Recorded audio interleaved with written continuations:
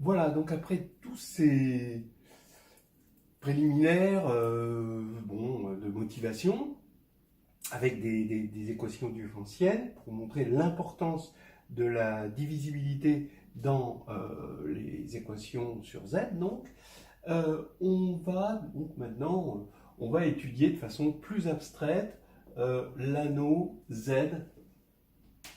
Alors en tant qu'anneau, avec son addition, sa multiplication, et l'étude de la divisibilité, c'est-à-dire que tout ce qu'on va faire, on va essayer ensuite de le résumer en disant, bah oui, on a étudié la divisibilité. Si on fait ça, c'est parce que la divisibilité est derrière.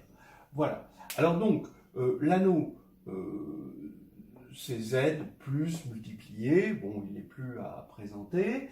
Il est intègre, ça, on va s'en servir. En particulier, le fait qu'il soit intègre va faire qu'il va se plonger dans son anneau de dans son corps de fraction. C'est-à-dire que bon, c'est Z est inclus dans Q, hein, les rationnels. Et ça, on va pas s'en priver hein, de regarder ça dans Q, même si dans Q, la divisibilité ne veut plus rien dire, parce que tout le monde divise tout le monde. En tout cas, si on enlève 0, tout le monde se divise, voilà. Hein, puisque diviser, hein, A et B dans un anneau A se divise si A sur B est encore dans A divise B, si B sur A alors est encore dans l'anneau A. Alors, étant donné qu'on est dans un corps, ben, c'est toujours dedans. Quoi. Voilà. On va étudier l'anneau Z comme on étudierait un anneau en général. On va en profiter pour regarder la démarche générale de l'étude de l'anneau. Voilà. D'abord, on étudie les inversibles. Ce qu'on appelle, faut s'habituer à dire, le groupe des inversibles. Quand on a un anneau, bah maintenant, les inversibles, c'est pas comme dans un corps. Les inversibles sont des éléments un petit peu particuliers. Et quel est le rapport entre les inversibles et l'étude de la divisibilité? C'est que si A est B et si A divise B et B divise A, alors ils apparaissent. C'est-à-dire que B est égal à A U pour U inversible. Bah oui, pourquoi? Parce qu'on se plonge effectivement dans Q. Si A divise B, donc on va avoir B sur A qui va être dans Z, mais A sur B va être aussi dans Z. Mais c'est l'inverse de B sur A, donc ça veut dire qu'on a un élément inversible. Hein, voilà. Donc les éléments inversibles arrivent. Je vous avais dit que la divisibilité, la relation divise, c'est pas une relation d'ordre parce qu'elle n'est pas symétrique. Normalement, on voudrait A divise B et B divise A, alors B égale A. Là, ce serait une jolie relation. Ben non, ce n'est pas le cas. Et il faut détecter les inversibles parce que ce sera vrai modulo les inversibles. Donc c'est une relation d'ordre modulo les inversibles. On va souvent voir les choses. Donc le groupe multiplicatif Z étoile. Alors on met une étoile, il faut faire attention. Là, ça ne veut pas dire qu'on enlève 0. Dans le monde des anneaux, on met une étoile pour désigner le groupe multiplicatif des inversibles. Et bien c'est 1 moins 1. Voilà. Un groupe bien connu. Voilà, c'est la symétrie Z sur 2Z. Voilà. Donc ça veut dire que très souvent, on va avoir des choses qui seront vraies au signe près. Donc ça, on va détecter ça, parce que être vrai au signe près, c'est être égal modulo, être égal au signe près plutôt, c'est être égal modulo les inversibles. Ça, on va retrouver ça assez souvent. Bon, alors le premier truc qu'on va voir, c'est la division euclidienne, le truc vraiment important, qui est capital dans Z, c'est-à-dire que Z est un anneau qu'on appelle euclidien. Il y en a assez rarement, mais disons que dans le cadre du concours, on se débrouille souvent à être sur un anneau, quitte à être sur un anneau, autant être sur un anneau euclidien, parce que c'est là qu'on sait faire le plus de choses, comme par exemple l'anneau des polynômes sur un corps, ou Z. Ça veut dire quoi qui est une division euclidienne? Alors ça veut dire que si on prend A dans Z et B dans Z moins 0, alors il existe un couple QR tel que A égale BQ plus R, et R est soit nul, soit strictement compris entre 0 et valeur absolue de B. Je fais cette distinction entre nul, vous verrez pourquoi. Là, on a en plus une unicité, et ça c'est important. Voilà. Alors, comment on fait pour construire ce théorème? Donc, on peut l'appeler vraiment théorème. Hein, voilà. Et ben, on prend A et B. Bon, ben, comme B, il est non nul, j'ai le droit de diviser par B. Voilà. Vous voyez, je me suis plongé dans Q.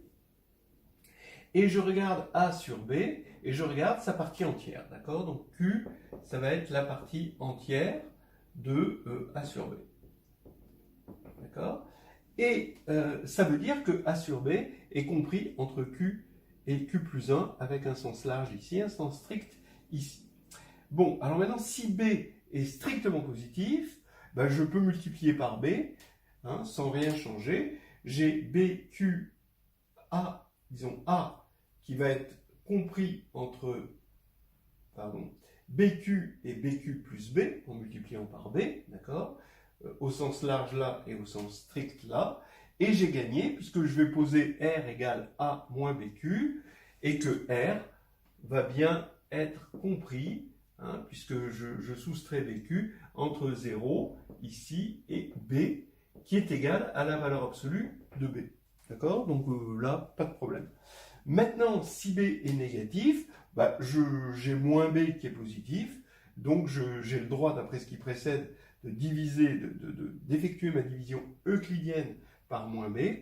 Donc A égale moins B, Q plus R, qui est d'ailleurs égal à B fois moins Q plus R, pour se remettre là-dedans, et R est compris entre 0 et strictement plus petit que moins B, mais moins B, là, cette fois-ci, c'est la valeur absolue de B.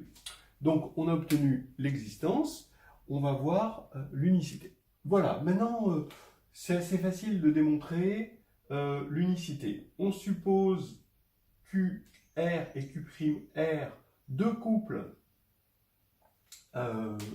qui vérifient le théorème. Donc ici, on a un couple là, on a donc cette égalité là, et avec l'autre couple, on a cette égalité là, avec la condition ici sur les restes, d'accord?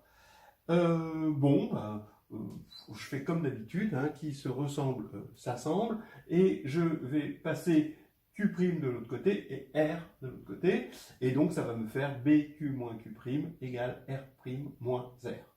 Maintenant, regardez, ici on peut en déduire une inégalité.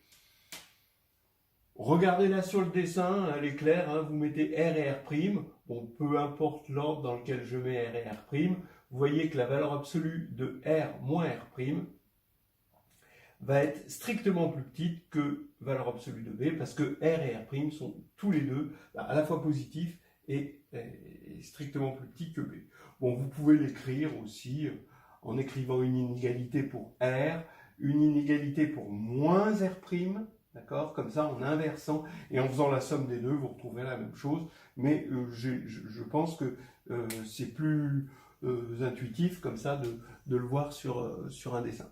Voilà, donc maintenant on va pouvoir prendre la valeur absolue ici des deux côtés, et ça va faire qu'on a une valeur absolue ici égale à une autre valeur absolue, et cette valeur absolue elle est positive, celle-ci, ben, d'après ce qu'on vient de voir, elle est strictement plus petite que B. Comme B est non nul, j'ai le droit de simplifier par B, et je tombe sur valeur absolue de Q moins Q', est compris entre 0 et 1, strictement plus petit que 1. Donc comme Q et Q' sont des entiers, Q moins Q', c'est un entier qui est positif ou nul, mais qui est strictement plus petit que 1, bah, il n'y en a qu'un, c'est 0. Voilà. Et comme c'est 0, ça veut dire que Q égale Q', et comme Q égale Q', je reporte là-dedans, et j'ai R égale R'. Voilà, donc ça veut dire que j'ai terminé ma preuve. Maintenant, quel est le rapport avec la divisibilité? Eh bien oui, la divisibilité, c'est que comme R est unique, on va avoir une existence et une unicité, je peux faire ma division euclidienne. Si R égale 0, alors j'ai B qui divise A. Si R est non nul, alors si mon R est non nul, je ne peux pas avoir, vous voyez, supposons que B divise A,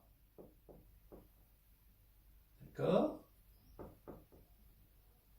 J'écris ma division euclidienne, j'ai R ici, mon reste qui est non nul, mais si B divisé A, il existerait un T tel que A égale BT, mais ce serait contraire à l'unicité de la division euclidienne. D'accord? Donc, la division euclidienne devient un vrai test de divisibilité. Si R est nul, on effectue, donc on veut savoir si B divise A, on effectue la division euclidienne de A par B. Si R est nul, alors B divise A. Si R est non nul, alors B ne divise pas A. Donc c'est un test absolu de divisibilité. Voilà.